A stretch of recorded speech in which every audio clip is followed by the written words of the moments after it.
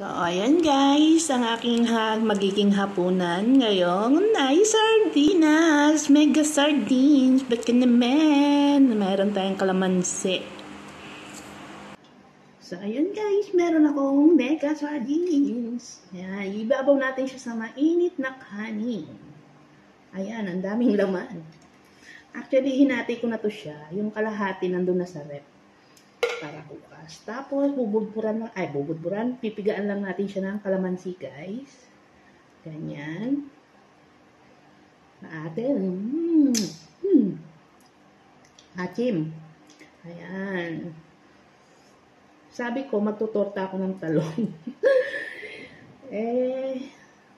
Sabi ni Amo, buksan ko na raw yung sardinas.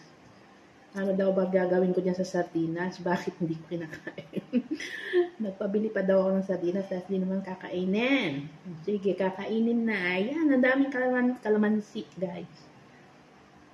Matalap, maasim.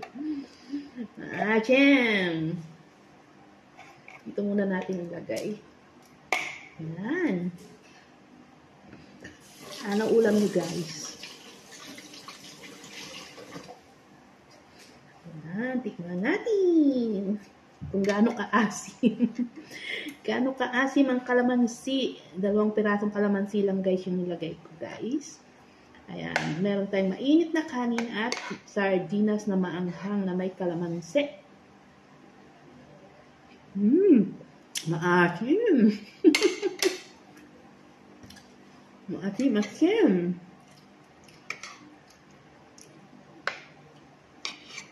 Very good. Kain tayo, guys. Sardinas. Nilagay natin sa mainit na kanin.